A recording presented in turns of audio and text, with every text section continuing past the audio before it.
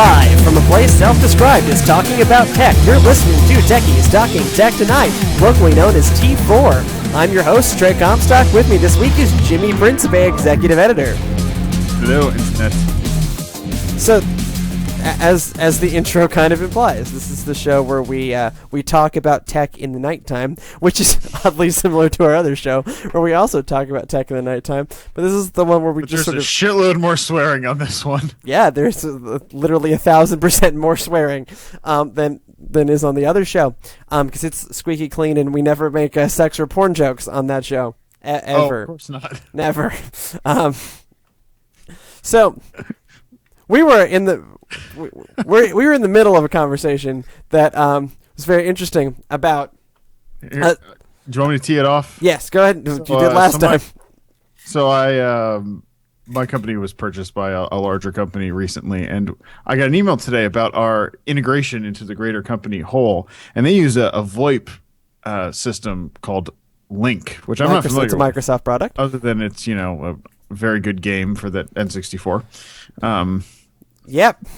Yes. Okay. Fantastic. But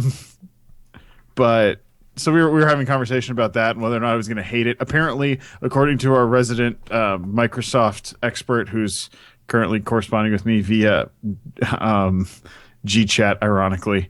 You should be corresponding you via Link because it's a Microsoft Skype, product.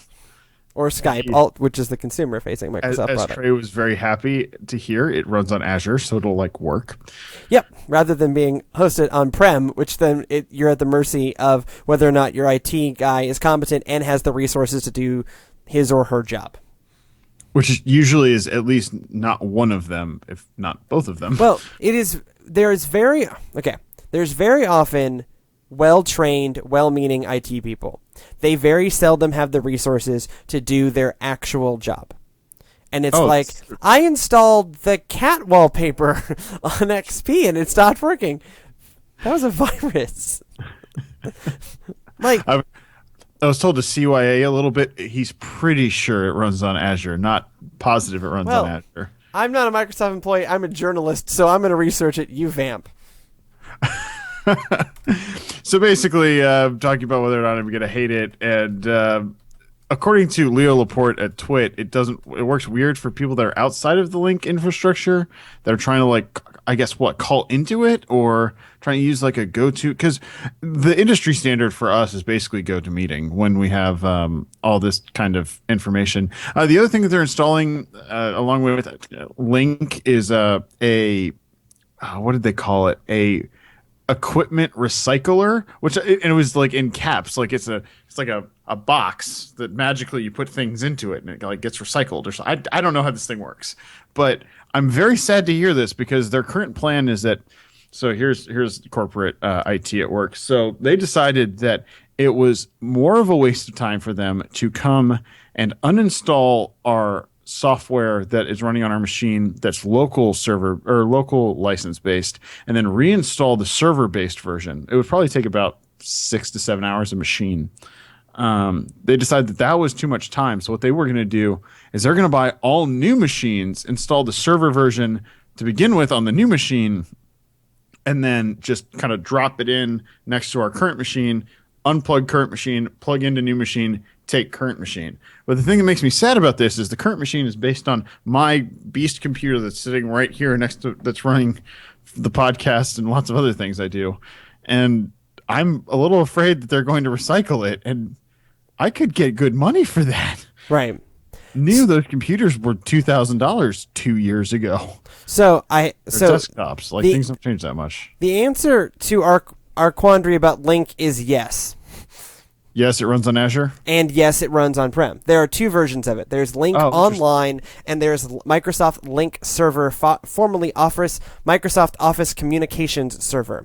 Sure that's what we have. As one might guess, Link Server is on-prem, and Link Online is Azure.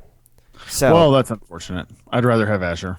Well, I mean, you might have one or the other, but it sounds like Link Online is kind of wrapped into all the other corporate-based services that happen within the 365 subscription, which is moving you to off-premises into Microsoft's data cloud rather than running your own private cloud. Though, Satya Nadella has said that they are going to be fully supportive of both of what's called hybrid cloud or public-private cloud. So although you can run Azure as a local cloud. Yeah. Mm-hmm. That's the public. Many companies are. And that's the public-private thing. But public doesn't mean open to the internet. You're still running your own thing. You still have your own thing within the broader Microsoft architecture. But one of the things Microsoft's on about is that you want to host your stuff on-prem? Fine. You need excess capacity occasionally. That's when you can come to us. And you can spin up extra capacity really fast through what's called a hybrid cloud. All of this is fascinating to our more gadget-focused listeners, I'm sure. Yeah. So enterprise tech is boring, really. But boring? It's really important. It's not. It's certainly not, shall we say, sexy. It's not a sexy topic, but there are the capabilities in the enterprise right now for Microsoft and increasingly for the PC market is what they're about. Right? I mean, Microsoft just rebranded itself a productivity company, right? For the cloud-first, mobile-first world. But they're a productivity company. And so I think for these... As opposed to a software company. Right. Or as opposed to a devices... Actually, specifically as opposed to a devices and services company. They are a productivity company. Now, what that leaves in question is what about Surface, and specifically, what about Xbox? What about the devices division? I think, yeah, Xbox is a bigger question mark because Surface, arguably the Surface Pro, is a productivity device. That's certainly and their that's how argument pitching for it, and that's everything. So Surface, I think, is safe. And so I think is the higher end Lumia phones because also that's again integrating into this idea of productivity in every aspect of your life. What Satya has said in his manifesto is that Xbox is wrapped into this idea of having a dual user. So someone that uses both Microsoft at home and Microsoft at work. And that Xbox fits into that idea in driving how do people use computers? It's for gaming. And so they want this entree into gaming specifically rather than, I think, how Ballmer saw it, which is the entree into the living room. That it's Microsoft's Trojan horse into the living room environment. And if you look at the Xbox One, it is certainly built with that philosophy in mind. My bloody cable box runs through it, which is great until your internet doesn't work. Did Comcast solve that problem of yours? Yeah. I mean, the video seems much better this week than last week. I mean, I had a lovely service call first thing in the morning on a Saturday, but... I mean, they came, and I got all sorts of robocalls reminding me that they were coming, and I had a whole... basically, they installed a brand new jack on the sidewall of my house, right near where the cable comes then, up from the ground. Rewired it or whatever? They basically rewired my house. Damn. Because it was running through some sort of splitter, and the signal was getting way too weak. And I haven't had any real problems since. I mean, I still don't get the speed that I'm supposed to be getting, but I'm at least getting speed that lets me do my job rather than yob? My job. Soft J. Soft J lets me do my job in my studio, rather than. I mean, we almost had to go dark last week because what on earth do you want me to do? Like what? How do you expect me to live? I was going and uploading things at Emory University so I could use their pipes. You were using them for their Wi-Fi. I'm a student there. You're using the Wi-Fi's. I mean, despite the fact that I also do freelance media and stuff, I am still a graduate student, bless. God, sometimes you forget that. Sometimes I choose to forget that. But it does mean I have access to their computer systems, and I'm actually doing a whole bunch of promotions. I'm actually freelancing for them right now, doing all kinds of promotions. So they're using you. They're using me for once, doing all sorts of promotions about how they're using new technologies. And so they have this brand new computer lab that's using AirPlay to be able to push things to the big television screens. Rather than no one has a cable, and sometimes now people aren't carrying laptops, and so they're doing really cool things around AirPlay and around device mirroring to televisions, and all of the meeting rooms having these big 65-inch televisions. which is the new thing, by the way. Right. Sure. Well, I mean, People are moving away from projector. On the last 4 or 5 projects I've worked on, which have all been kind of tenant fit out spaces, they've moved from originally having projectors laid out in the with screens to 65 and 70-inch televisions in each of their meeting rooms. well, I mean, Except for maybe a main conference room where they have a screen that's too large where they can't fit. And in most cases, what they're doing in that case is that they're splitting it and they're just doing 2 of the massive TVs. well, that's what I've started recommending for churches as well. Rather than the projector setup, go with 2 screens on either side. Right. And that some of that, especially for church spaces, you're not going to turn off the lights for a lot of more traditional services. But if you want to integrate media into a more traditional service, a great way to do that is with 80-inch televisions. They last for a very long time. I mean, I have a 39-inch flat panel that I've been using for. They last a lot longer than the bulbs and projectors. Let's just put it that way. They do, and anything lasts longer than a bulb and a projector. And I mean, oddly enough, they require less work to get going. Usually, projectors up in a completely inaccessible space, and you have to worry about the screen.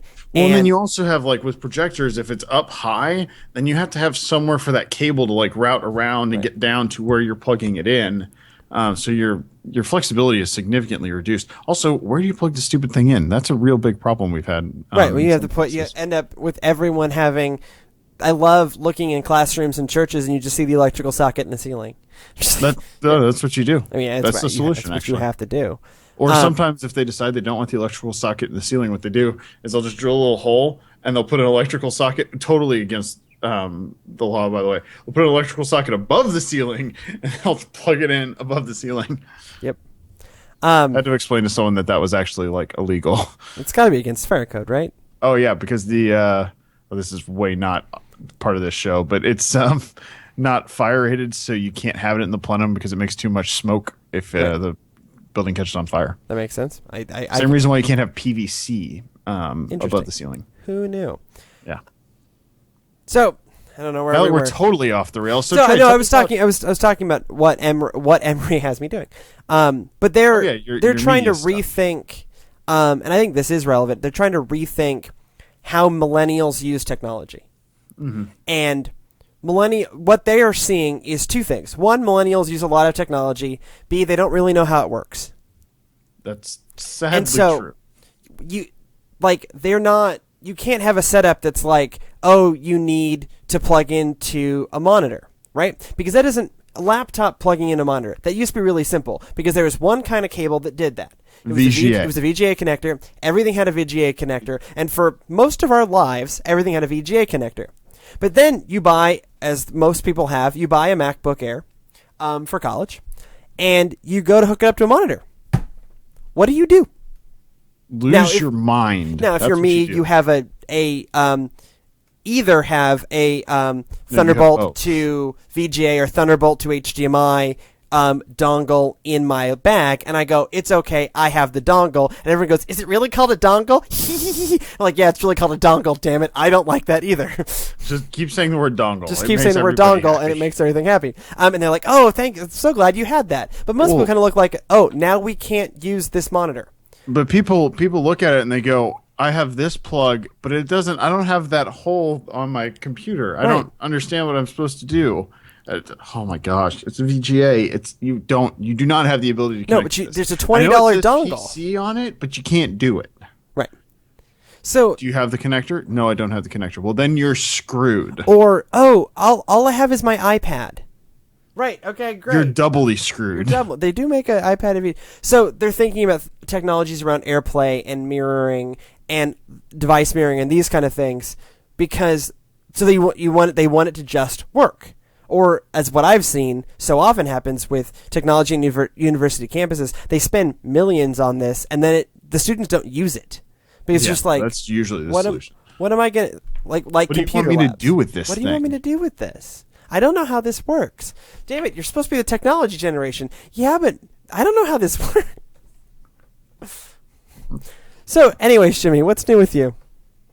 So what's new with me is I am... officially tired of being used for my ability to own an expensive camera. Um, Have I mentioned you did this to yourself? Okay, so Trey is correct. I did do this to myself. So what happened was, well, basically, I had been volunteered. By the way, the former Microsoft employee, former slash future slash who knows Microsoft employee slash senior at a university says this is why we need to stick to standards on our whole VGA, HDMI, Thunderbolt problem. Right. So now there is I mean, now almost burn Apple to the ground. No. Now all the devices I carry on a regular basis all have Thunderbolt, or what is that? Micro whatever it's mini DisplayPort. Mini DisplayPort. There we go. So they all have mini DisplayPort, which is also Thunderbolt. All three of the devices I regularly carry. Wait, so the Surface Pro 3 has that as well? Yep, has that as well. Okay. And so now I wasn't sure. So now I've standardized my life on mini DisplayPort to HDMI, and everything I'm trying to hook into usually has. Well, in HDMI. General, even if it doesn't have a PC connection, it has an HDMI connection, so you're good to go. Right, but organizations, large nonprofit organizations like universities, have it's not like they're refreshing all of their technology every 2 years. No, they buy something and they want it to last for 100 years. They will build this technology and it last for 1,000 years. They build it to last, and so I have a bag of cables and things for when I'm going to different churches, because I don't ever know. Churches are worse. And churches are worse because they never have the money to spend in the first place, much less just a fundamental dislike of spending money. They don't have it. And so I have everything from being able to take VGA to RCA to and then you S have, video. I'm sure you have the VGA to DVI. Yep. Mm-hmm. Which those connectors are horrible. Those are the worst adapters. Because it's taking a digital and taking it to an analog. It was the same problem with serial to USB. It's like, what am I going to do with this? Lose your mind. What do you want? What is this? Someone gave me a GPS unit. This is years ago. Gave me a GPS unit with a serial port on it, and all I had was USB. I was like, what do you want me to do with this? So I'm researching serial to USB, and I was like, $50. I should go buy a GPS for that money. What do you want me to do with this? The last thing I had that ran serial was my TI-83 calculator. The computer link for the TI-83 was a serial port. I think I knew that. Sure. I mean, I don't now remember. it's US. Now my TI-89 titanium has just a full-on USB-A slot in the top of it. It's the best way to do it, really. Yeah, but it's just let's make this real easy. Real big connectors. So you're tired of being everyone's photographer? Yeah, I'm tired of being everyone's photographer. I kind of volunteered for this originally, but I just I don't know how to tell people. So the funniest example. So it's a 2-letter word and it starts with an N. Oh, I would say it's a 2 words. Fuck you. No, that works too. Yeah. Yep, that works too. Or Trey's personal favorite, go fuck yourself. Yep, no, definitely. Something 3 words. I say quite frequently.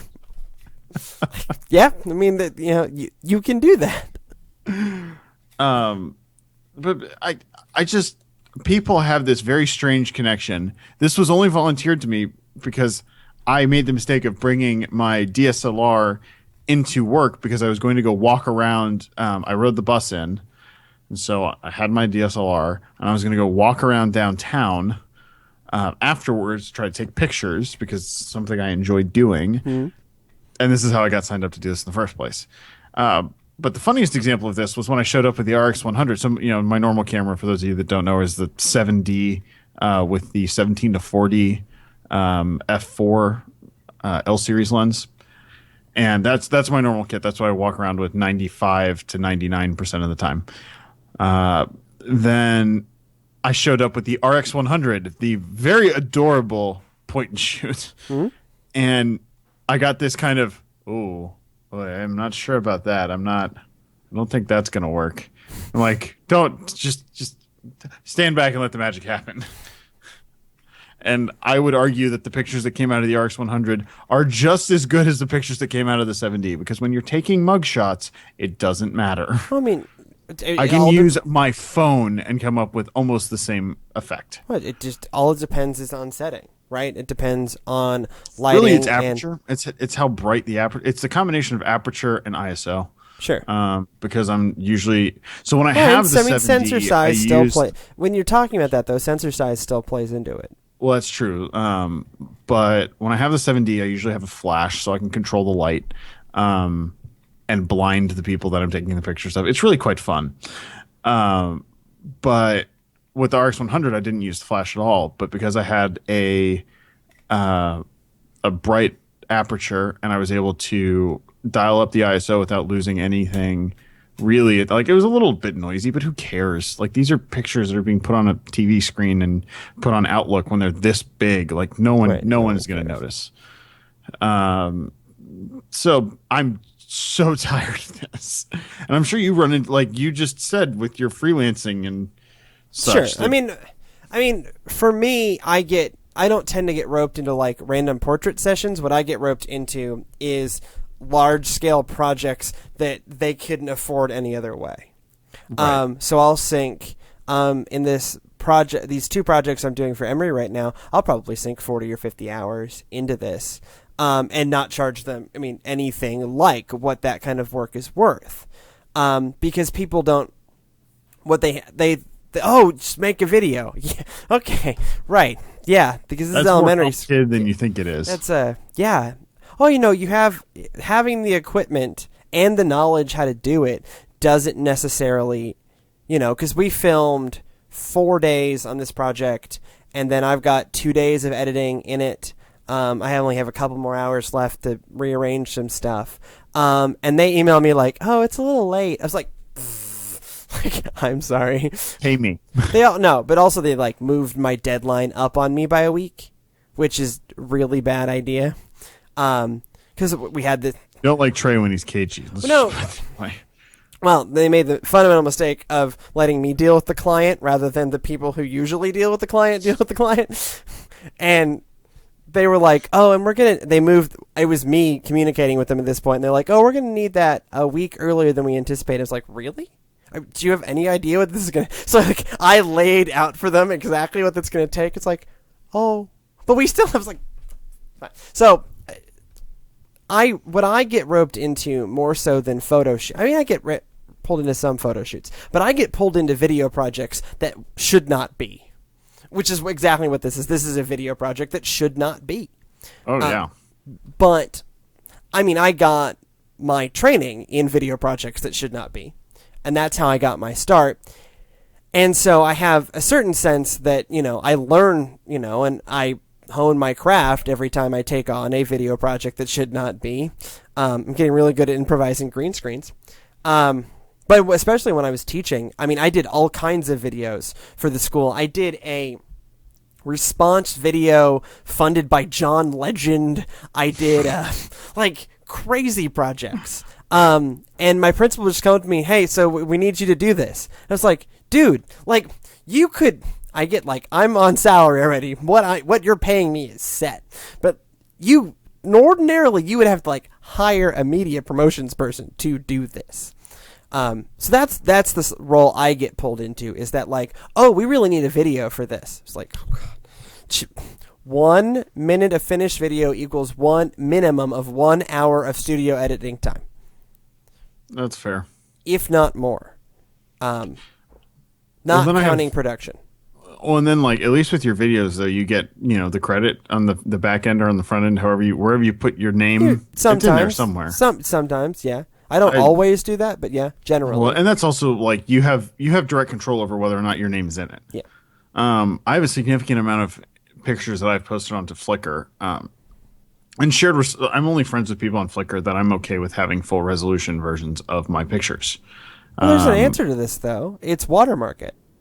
No, but watermarking is stupid. In general, well, I only post pictures on Flickr either at a reduced resolution. That's what I do. It's just reduced resolution. Which I have the resolution restricted for people that are not at a certain level, like friends and family or whatever the thing is. So if you're not directly connected to me, you can only see up to a 1024 image, which, okay, have fun with that. You know, you're not gonna be able to do any large prints or whatever. You can print little pictures. I don't really care. You can run it in broadcast video though. That's true. You can do that. Whatever. Don't really care. But but my rule with people when they're like, "Oh, can we use your pictures for such and such?" Mainly with the church. I was like, "Yeah, I'm totally okay. I have a lot of really good pictures of my church and of events at my church that I've posted online." I'm like, "That's fine. Just put a little, I mean, that's image courtesy of." Anytime when I get images pulled by Emory or by Centers for Disease Control or whoever's pulling my photos, I say, yeah, that's fine. Just give me credit. Yeah. And that's always my rule with that is, if you're gonna use this photo in a public, and this happens, any kind of publication, right. any kind of website, right, anything like that. I do not care if you use my image. Credit me. Yeah, I mean, even on our own site, like the pictures that Trey and I have taken are credited. It says like which one of us took the picture on the bottom of it, right? Because that's important. Right. Well, so it just drives me insane when people are like, "Oh, well, it's just a picture." Well, if it's just a picture, go take it yourself. Right. I mean, it's one of those things like, oh, you can just do a video. Like that's what I do. I do videos, and what looks to you like, oh, you just like arrange the thing. Yeah, okay, but this is what I do. It looks obvious when it's done. It's not obvious when it's being done. Well, it's one of those things where people don't always think about it as what it is, which is it's our art. Right. Video and photography is my art. I'm crap at drawing. Right? I can't draw worth a darn. I'm no great draft. I can draft too. I don't like it. You do. But I can draft, but I don't like it. But I certainly can't draw, or I'm not great shakes at painting. What I do is I do this digital stuff: audio, video, photo. I also write, and that's something entirely different. But right, that's my art. And I have an arts degree where I spent a significant amount of time doing exactly this kind of stuff in a theatrical setting rather than in a podcast setting. But it's using all of this, I'll pan down. So, I mean, it's setting up rig. I have a degree. Don't do it, Trey. I have degree in setting up rigs like this and putting all these things together. This is my art, and I would prefer people to respect it, right? By all means, like, yeah, I'll do this video, but expect me to run credit at the end and understand, like, what that entails. That I'm not just going to throw something together. You're going to get a very professional product, regardless of the setting, because I only have, kind of one mode with that. I do as professional a product as I can. My most recent project, we need more light in the studio, but I didn't have that available. Sometimes gear limits you. But it's not just a picture, or it's not just a video, or whatever. It is our art. And it doesn't always get approached that way because it's one of those things that everyone does, right? Now that everyone has a smartphone. Right, now that everyone has a smartphone. Acting gets treated this way to a certain extent. Oh, anyone can get up on stage and talk. Yep. Not true. Well, no, that's actually not true. Right. But you know what I mean. Like, people, acting, you just get up there and, no, there's a, significant amount of training that I've been doing my whole life to do that kind of stuff. And to me, I always run into this thing, like, not everyone can dance or not everyone can draw. And so those get a different kind of respect than a lot of this media stuff that everyone's doing now. Everyone's a photographer. Oh, I put a filter on Instagram and I posted. Isn't this wonderful? No, it's awful. This is a bad picture. You took a bad picture. It's composed poorly. It's exposed poorly. The subject matter sucks. And you took a picture of your food and you took a picture of your food and you made it yellow. Like, well, what do you want from me? I mean, I have a lot of Instagram pictures of my food because you're a sick man. You have a sickness. You're a millennial. It's true, actually. I don't know what to do with you. But I mean, even though I have these pictures of food on Instagram, I actually think about the pictures I'm taking. I don't just go, picture, oh, the light sucks, whatever. Also, the thing I do if I'm at a nice restaurant, I don't take pictures. So you'll appreciate this one. So this month is Houston Restaurant Weeks. It is.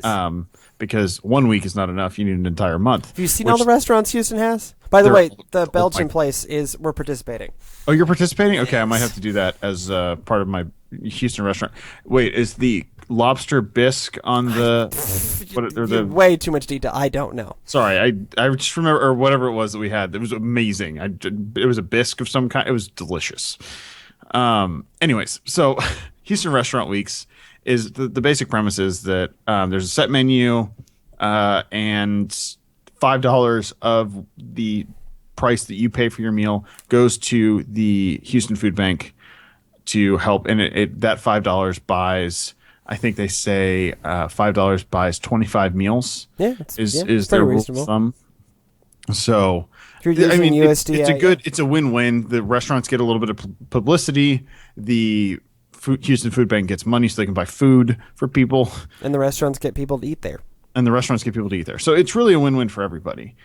But I was at a very nice restaurant with my girlfriend. We were on a date, and you could tell that a lot of us around were doing they have a separate paper menu for the restaurant weeks so that they don't have to put it in the nice, and they still offer their normal menu in most cases.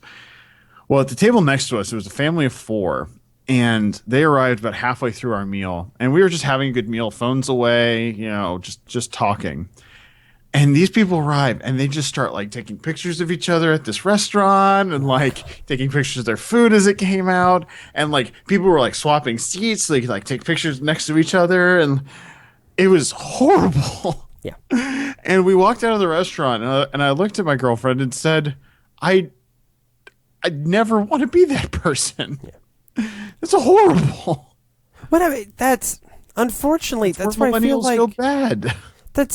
Yeah, that is where millennials go bad. But I feel like that's where, the longer I, walk around and look, like, that's what I see. Is not only is everyone a photographer and they kind of now downplay what I do for a living. They're also really obnoxious. They're really obnoxious. It's like when I have a DSLR on me, which is quite a lot, I am very conscious of that. And I spend a lot of my time, a lot of my professional life, taking photos in places where it may be insensitive to take some photos.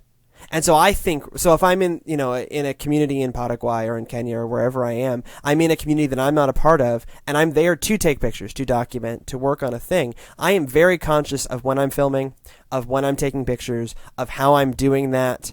I am almost at the point where if I don't take pictures at events, almost never at this point, if I think that it would in any way get in the way of the event.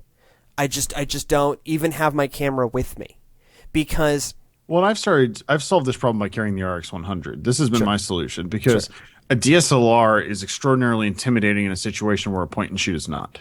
But I still think there's just an element of, for some things in life, that screen, that viewfinder, that whatever becomes a barrier between you and the experience. And there is fundamentally a difference, at least, my own experience bears this out, at least for me. There is a difference between documenting a thing and participating in a thing. And so and I have to think about this a lot when I'm in communities that I'm not naturally a part of. I'm not naturally a Paraguayan, for instance, or I'm not naturally a Kenyan. And I have to work very, very hard to work with the community and become accepted by the community. I think a lot about that in not wanting to create that barrier. But I think even in our own homes, our own home communities, having that screen, having that viewfinder detaches you from the experience. Well, it's not only that. How many times have you had it where you're at a restaurant or a coffee shop or anywhere in public, really, and you see 2 people sitting across the table from each other, both doing this, the whole time? I've done this at multiple coffee shops where you just sit there and just watch them. Right. And they don't talk to each other. It's one thing if I sit in coffee shops a lot to work. I specifically use it as my other office. But if you're working at a coffee shop, that's one thing. Those people are very obvious. They have their computers out. There's a lot of things going on. and they have someone else that maybe they're with that they're communicating with every so often to have a break from working. That's different. That's a whole different mentality. But if you're there in a casual setting and you're obviously there to theoretically enjoy each other's company, why are you on your phones? You know what the answer to this is, right? Google Glass. Certainly the photographer's dilemma is solved by Google Glass. Except you look like a glass hole. Well, yeah. There is a design, shall we say there's a design challenge there. But assuming you could get around that design challenge, that's part of that answer. Or, potentially, that's what's so dangerous about Google Glass, is then the screen isn't pocketable. The screen's always right there. Right, and as a result of that, I'm not sure I actually want that. And so, for example, Pebble smartwatch. Okay, so I'm now a smartwatch person. I have a smartwatch. I don't know where the wearable is. I don't... we discussed wearables last week, but I think I the best thing... I don't know where it is. I think my favorite thing about the Pebble is the fact that it has a do not disturb feature. So after a certain time, I get no more notifications on my Pebble. And I think that I'm almost after that time now. It's set pretty early because at some point I don't care if I'm getting emails or text messages. If I care about them, I have my phone with me. If I don't care about them, I don't have my phone with me. I use it primarily in professional settings where having my phone out is not appropriate. Sure. Or should not be appropriate. Should not be appropriate and is vastly. Tech etiquette is something I think a lot about and something that really worries me. Because when it's getting progressively worse. It gets progressively worse, and I see it contrasted against cultures that don't necessarily have this technology fetish. I mean, everyone in the world has smartphones now. I mean, no, really, no, but seriously, everyone has a smartphone. It's pretty pervasive, and so the texting thing has become a norm. But the photographing and posting and that starts to become weird at a point. Just remember, and this is going to be extraordinarily racist, and I apologize to anyone of the Asian persuasion on our podcast, but we were at the cathedral in Santiago de Compostela in Spain, and we could not get anywhere near any of these things because every single one of, I think that they were Japanese, of the Japanese people that were on this tour. A tour group.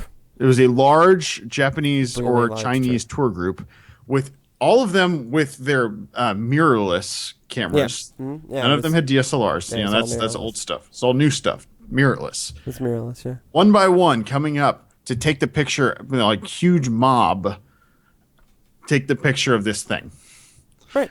And also clearly where it's no photography. Right. And that was the worst part. No fotografia. Por favor, no fotografia. Yep. And then click, click, click, click, click, click, click, click, click. It's people. So, but think about it. When you see those tour groups at Disney World, for example, or places in the United States, and you think, man, I don't know how they're like that. The rest of the world looks at you that way when you're on your freaking phone. On your freaking phone all the time. And everything you do gets posted as an image to social media. It's I look at my Facebook feed sometimes I don't care. I just don't care. I like people. I'm a pastor. I'm a people person, right? I like people. I care about. I don't care. So, something else that I don't care. No, for. You care. Oh, I care. Don't lie. I care. I don't care for. Fiercely about this. So I installed an I had installed. I could have installed it myself, but I wasn't that brave. I had installed an aftermarket head unit in my car. Specifically the Kenwood DNX 690 HD. It has integrated Garmin nav, which was its main selling feature for me. Was that it had navigation by a navigation company, Bluetooth streaming. It actually has a DVD drive. Even 7 inch touchscreen. It's nice. I paid real money for it. I kind of installed. It was probably over $1,000 between the unit and the installation. So I spent real money on this thing so that I could have nav and a little more modern technology. It had great great integration with Siri, where I just hold down the home button on my phone and it picks up my head unit. I can communicate with Siri through my head unit, so it's great for hands-free texting or using my phone hands-free. All of that. So like it had all the features that I was looking for, and so I bought it. And I've talked about it in the show before because I had to flash the firmware and install new firmware, and then it started working. And then it recently stopped working again, and so I found that there was there's new firmware.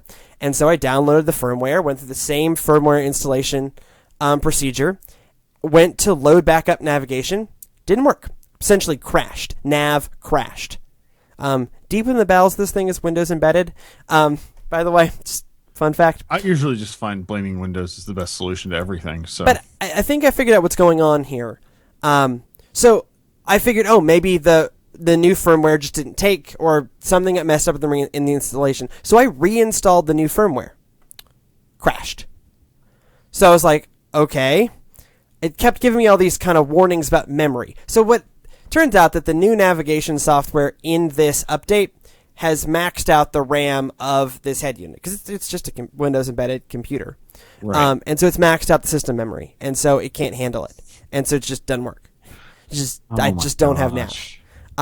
And so I was like, okay. So I loaded up a flash drive with the old firmware, which isn't available online anymore, through Kenwood's site. I just had it on my computer from the last time I did this. And I was like, okay, I'll just flash the firmware, right? And roll it back. No rollback function. Will not recognize the old software. It's just like... Okay.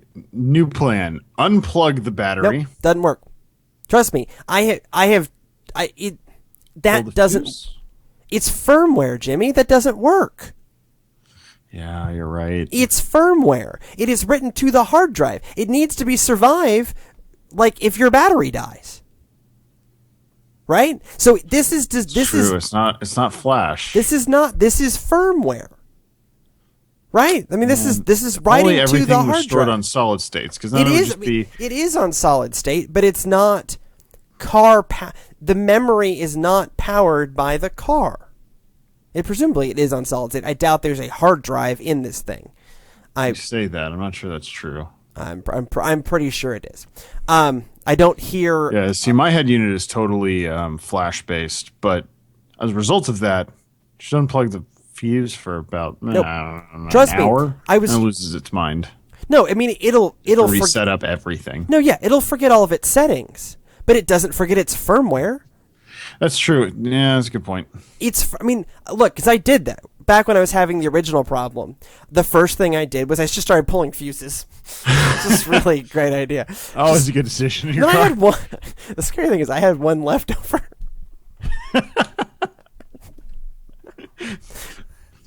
I had one left over. I thought I'd hooked everything back. I still have just one leftover fuse. Don't know. So I pulled the fuse to it and did nothing except just make it reset.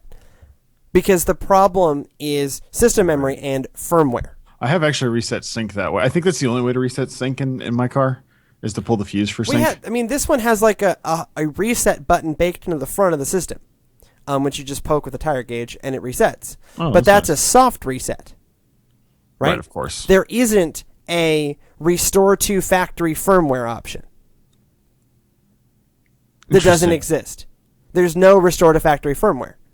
And there's no way even to roll back to previous firmware, because you hook in the USB and it doesn't recognize an old firmware. It goes, oh, that's the old firmware, and version 1.8 won't let you update to version 1.7, which worked.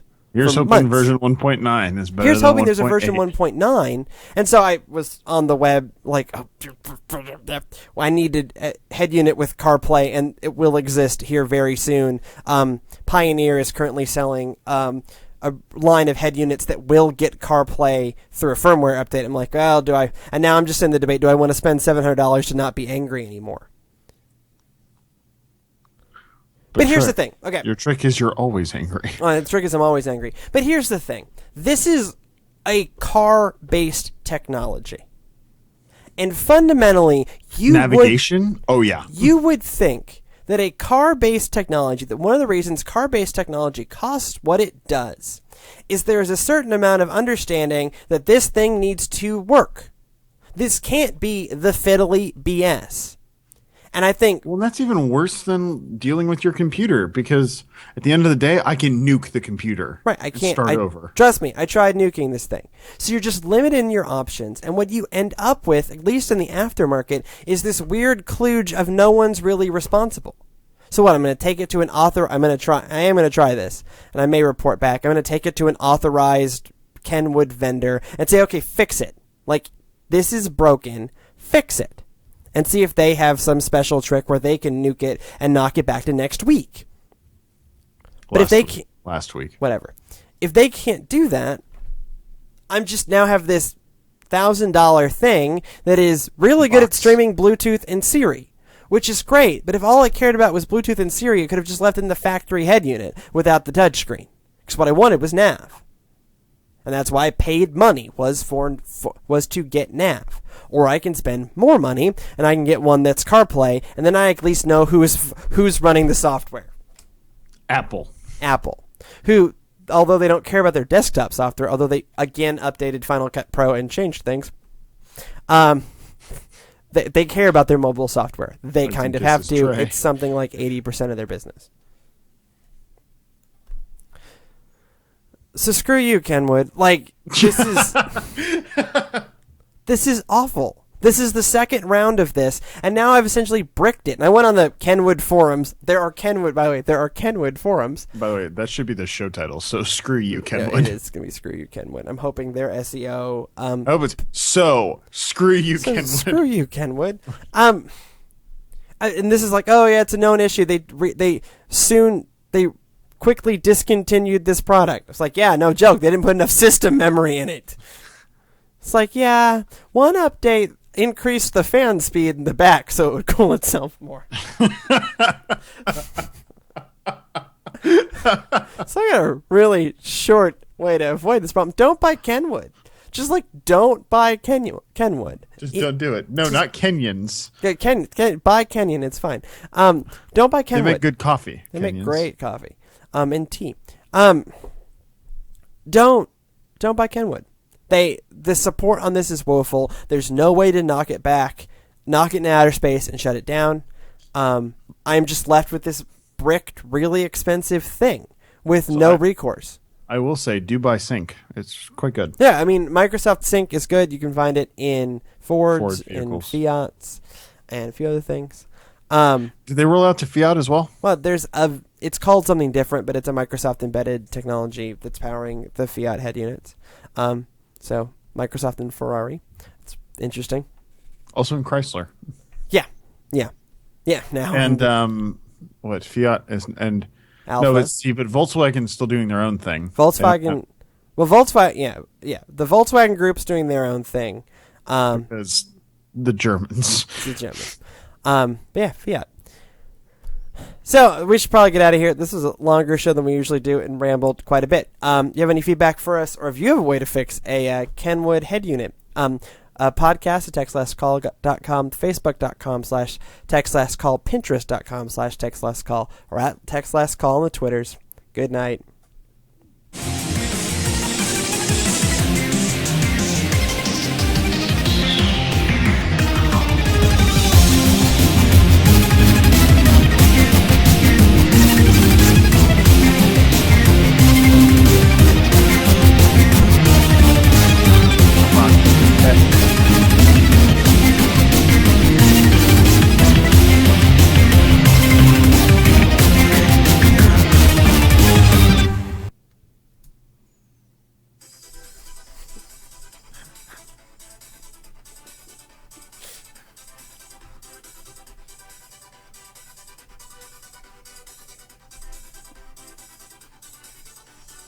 Techno killed the radio star.